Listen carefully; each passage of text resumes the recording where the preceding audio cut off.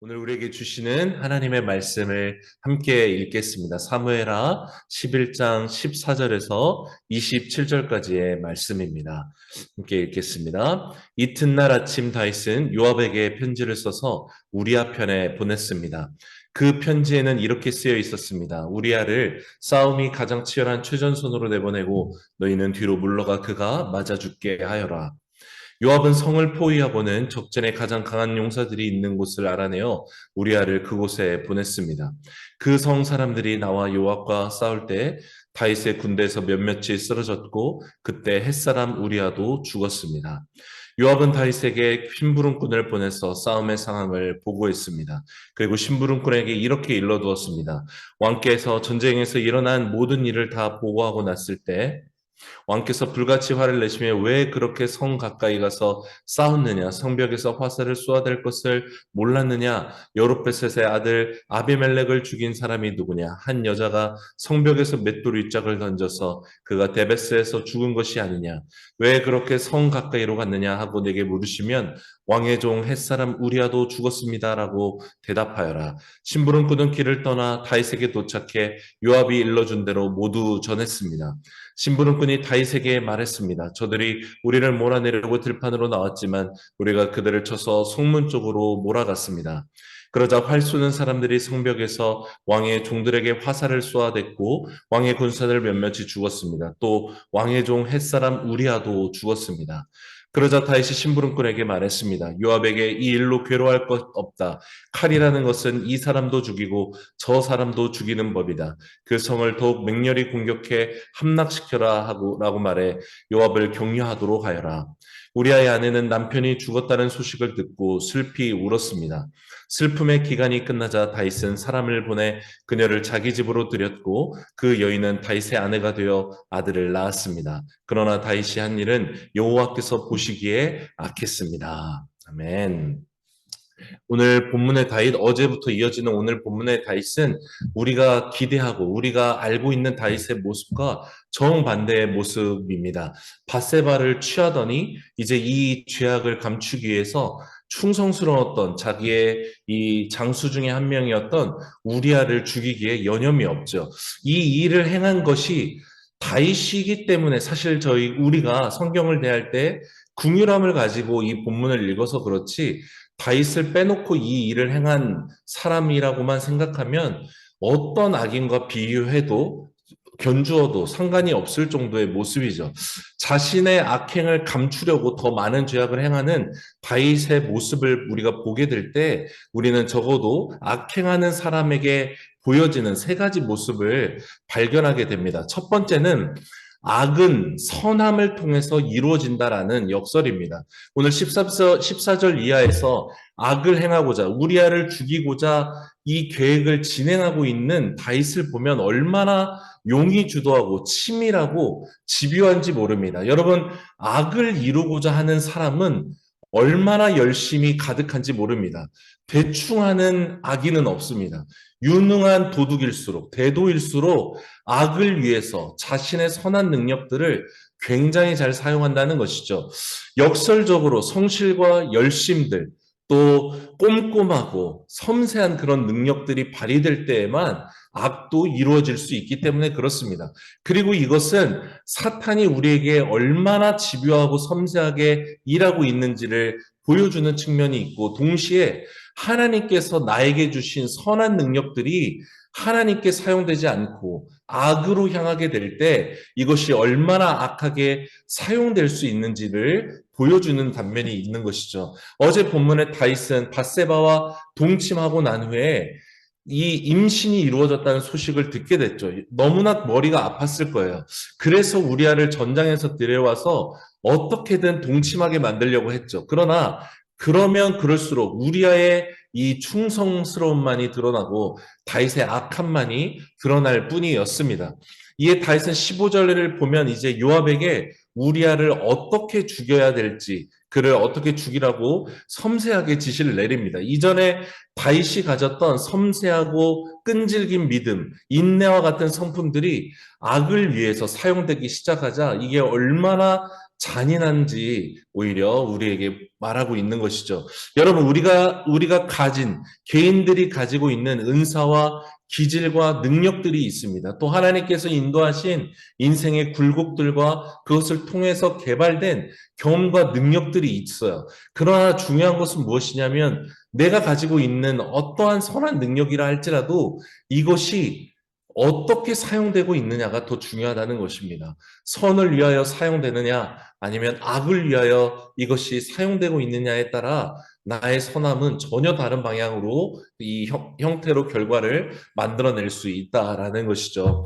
하나님을 경외함을 잃은 채로 나의 탐욕과 욕망을 위해서 나의 선한 능력들이 사용되기 시작할 때 언젠가 그것은 결국 나를 죽이고 다른 사람을 죽이게 되는 일로 사용된다라는 것을 기억해야 합니다. 사랑하는 여러분, 당신의 열심들이 악을 위해 사용되지 않고 하나님의 선을 이루는데 사용될 수 있게 되기를 축복합니다.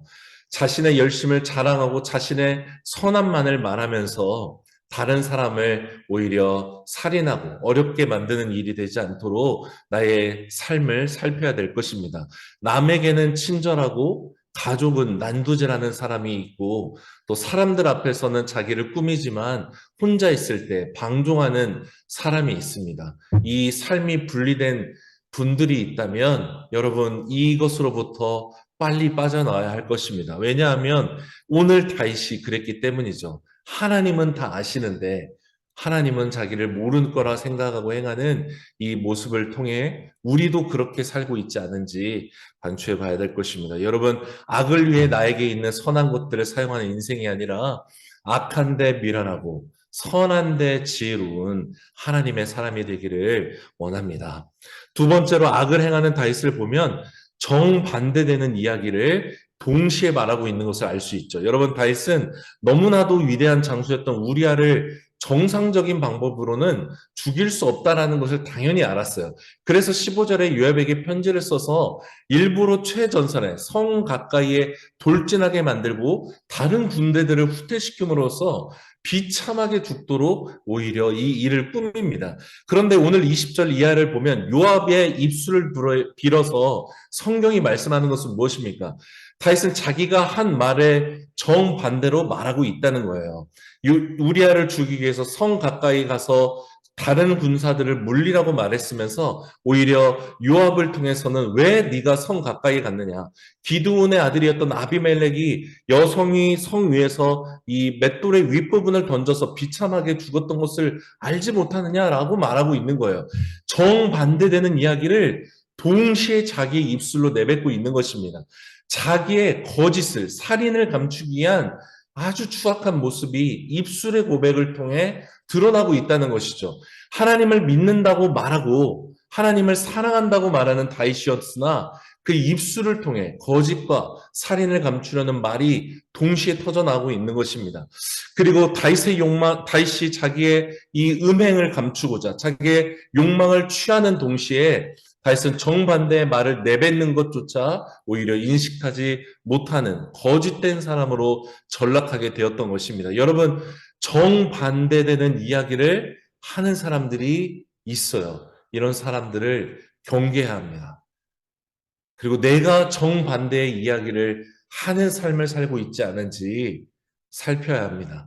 정반대되는 이야기를 한다는 것, 그렇게 살아간다는 것은 무엇을 의미하냐면 하나님을 말하지만 정작 내가 주인인 사람이라는 것을 그대로 보여주는 증거입니다. 무엇보다도 우리는 나도 다윗처럼 넘어질 수 있다는 것을 인정함으로 겸손함으로 또 진실된 회개로 하나님 앞에 이것을 고백하는 인생이 될 필요가 있습니다. 사랑을 말하지만 뒤에서는 살인을 말하고 하나됨을 말하지만 뒤에서는 분열을 계속해서 말하는 인생이 되지 않도록 하나님의 주인됨으로 온전한 인생 되기를 우리가 구해야 할 것입니다. 또 그렇게 말하고 그렇게 행하는 사람이 있다면 경계해야 하고 경책해야 할 것입니다. 사랑하는 여러분, 야고보서 3장 10절에 한 입에서 찬송과 저주가 흘러나오는 인생을 말하는데 나의 악함과 연약함으로 인해 내가 그렇게 살지 않도록 여러분 끊임없이 나의 욕망과 생각과 판단을 하나님 함께 내어놓아야 될 것입니다. 또 로마서 7장 24절에 바울이 오라 나는 곤고한 사람이다. 곧 하나님 나는 비참한 인생입니다. 누가 나를 이 사망의 몸에서 건져낼 수 있겠습니까? 라고 고백한 것처럼 사랑을 말하지만 정반대로 동시에 다른 말을 내뱉는 나로 인해 하나님의 긍휼과 자비를 구하는 겸손한 인생이 되기를 간절히 원하는 것입니다. 마지막으로 악을 행하는 이 다윗을 볼 때 악을 따르는 자는 심판자로서 행한다라는 것을 우리가 알 수 있습니다. 여러분, 죄는 무엇인가? 창세기 3장 5절에 하나님께서 말씀하신 대로 하나님같이 되어서 선악을 알고자 했던 욕망, 이것이 죄의 본질이 무엇인지를 그대로 보여줍니다. 하나님과 같이 선악을 판단하고 선악을 심판하고 그것을 말하는 것, 이것이 바로 죄의 욕망입니다.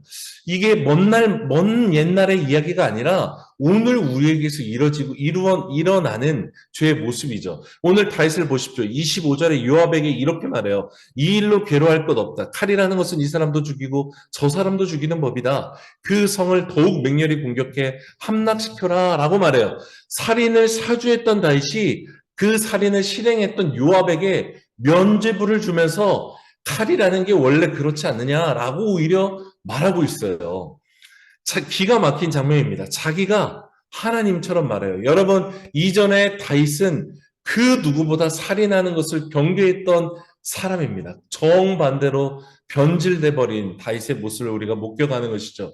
이전에 하나님과 친밀함을 누렸던 그 경험들이 오히려 자기의 죄를 누그러뜨리고 모른 척하는데 오히려 도구로 사용되고 있는 모습입니다. 하나님의 은혜가 나의 죄악을 오히려 방종으로 이것을 무시하게 하는 것으로 변질되고 있는 모습인 것이죠. 여러분, 죄가 이토록 무섭습니다. 음행 한 번이 가져온 이 결과는 다시 평생 지켜오고 가져왔던 믿음과 삶을 송두리째로 삼켜버리고 있는 것을 오늘 우리에게 보여줍니다. 여러분, 작은 죄라고 결코 무시하지 말아야 될 이유가 여기에 있습니다. 이제 이어지는 본문에서 보게 되지만 여러분, 이 죄악으로 말미암아 다윗은 다행히도 진실하게 회개했지만 그 죄의 값을 비참하도록 굉장히 아프도록 갚아야만 했던 것을 우리가 알 수 있죠. 여러분, 작은 죄를 용인하고 이것을 내버려 두는 것은 댐의 작은 균열을 만들어내는 것. 그래서 결국에 댐의 물들이 언젠가 쏟아져서 살아날 수 없는 인생을 자기 스스로 만드는 것과 똑같습니다. 그래서 작은 죄를 탐닉하고 허용하는 것은 결국에 내가 스스로 죄의 종이 되어 하나님을 대적하는 위치로 내가 심판자가 되는 인생으로 나아간다라는 것을 기억해야 하는 것이죠. 여러분, 다윗은 악에 사로잡혀서 자기가 마치 하나님이 된 것처럼 죄를 판단하고 자기의 살인은 감추는, 그리고 요압에게 면죄부를 주는 일을 행하고 있습니다. 어쩌면 하나님이 자기의 악행을 눈 감아 줄 수도 있을 거라고 생각했을지도 모릅니다. 그러나 오늘 본문 27절 마지막에 이렇게 성경은 말씀하죠. 그러나 다윗이 한 이 일은 여호와께서 보시기에 악했습니다라고 말해요. 여러분, 하나님께서는 다윗이 행했던 많은 잘못들을 다 용서해 주셨죠. 이 율법에 정했던 거룩한 떡을 성전에서 먹는 것까지도 용서해 주셨어요. 당시 사람들이 안식일을 지킬 때 그 안식일의 범주를, 전통을 넘어가는 것도 하나님께서는 전혀 문제 삼지 않으셨어요. 그러나 살인을 행하고 그것을 감추기 위해 충성스러운 그 종 우리아를 죽이는 것을 하나님은 악하다 말씀하셨습니다. 여러분, 만유의 주이신 하나님께서는 다윗을 보시기에 악하다 판단하십니다. 그리고 이 하나님은 시편 말씀에 모든 인생을 감찰하시며 지금도 선악간에 판단하시는 분이시라는 것입니다. 여러분, 죄가 나를 지배하면 심판자의 언어를 사용하기 시작합니다. 하나님만이 심판자이신데 내가 심판자의 말을 하고 있다면 여러분, 내가 바로 하나님처럼 행하고 있다는 것을 기억해야 합니다. 정죄와 살인의 말이 가득합니다. 마태복음 12장 34절에 예수님께서 말은 마음에 가득한 것을 쏟아내는 것이다 라고 말씀하셨기 때문에 여러분, 우리의 말이 사실은 실제 나의 상태를 너무나 잘 보여주는 것입니다. 우리의 말을 점검하는 오늘이 되기를 원합니다. 심판자의 언어를 내뱉고 있습니까? 그리고 이것은 내가 선악과를 먹고 있는 것을 멈추지 않고 있다는 것입니다. 죄를 계속해서 허용하고 있고 죄를 깨닫게 하셨지만 이 죄로부터 떠나지 않고 내가 원하는 대로 하나님도 섬기고 죄도 취하는 두 가지 인생을 같이 살고 있다는 것을 반증하는 것입니다. 여러분, 악을 행하면서도 회개하지 않을 때 심판자의 언어가 나에게서 나온다는 것을 기억하기를 원합니다. 말씀을 마무리하면서 오늘 우리는 다윗을 통해서요, 아무리 믿음이 좋은 사람이라 할지라도 그가 수십 년 동안 업적을 쌓아온 충성스러운 사람이라 할지라도 죄에 넘어져서 죄에서 떠나지 않으면 얼마든지 하나님을 대적해 죄의 종로로 달 수 있다는 것을 보게 됩니다. 다윗은 악했고 살인했으며 살인자에게 면죄부를 주며 자기의 살인은 감추려 했습니다. 이것은 마치 예수님을 마음대로 정죄했고 죽였으며 그 심판을 행했던 빌라도에게 오히려 영광을 돌렸던 예수님 당시의 유대 지도자들의 모습과 전혀 다르지 않습니다. 여러분, 반대로 우리아의 모습은 어땠습니까? 무죄했습니다. 순전했고 그의 충성스러움은 얼마나 의로운지 모릅니다. 억울하게 죽임 당할 때 우리아는 자기가 어떻게 죽어야 되는지 자기의 죽음을 담은 편지를 직접 자기의 군대장관 요압에게 전했습니다. 우리아야말로 예수님의 죽음과 예수님의 모습을 그대로 오늘 떠올리게 합니다. 여러분, 이 말씀이 우리에게 던져주는 질문은 이것입니다. 우리 모두는 예수님처럼 살 수도 있고 반대로 예수님을 죽인 자들처럼 살 수도 있다는 거예요. 여러분, 이것이 왜 가능하냐면 하나님께서 우리를 얼마나 존귀한 자로 창조하셨고 다시 우리를 살리셨는지 그 부르심을 보여주는 것이기 때문에 그렇습니다. 이미 아담과 하에게 완전한 배신을 당하셨던 하나님은 죄로 인하여 죽을 수밖에 없는 우리를 다시 건져내실 때 똑같이 하나님의 영광을 드러낼 자로 우리를 다시 회복시켜주기 때문에 이것이 가능한 것입니다. 사랑하는 여러분, 도대체 우리와 같은 죄성을 가진 자, 유혹과 시험에 스스로 빨려 들어가고 죄악을 탐하고 욕망을 탐하는 우리를 하나님이 왜 다시 이런 영광스러운 부르심으로 불러주셨는가? 바로 이것이 하나님의 사랑이 얼마나 깊고 넓고 높은지를 우리가 보게 되는 측면인 것이죠. 사랑하는 여러분, 은혜를 받았던 자가 그 은혜를 저버리면 배신자가 됩니다. 그러나 그 똑같은 사람에게 배신하는 사람이 많을수록 욕을 먹는 사람은 누구입니까? 배신한 사람들이 아니라 배신할 것을 알면서도 은혜를 베푸는 사람이 욕을 먹는 거예요. 여러분, 그래서 그리스도인들이 오늘 다윗과 같이 죄악을 탐하고 죄의 종이 되어 행할 때 욕을 먹는 것은 누구인가? 바로 하나님이라는 것입니다.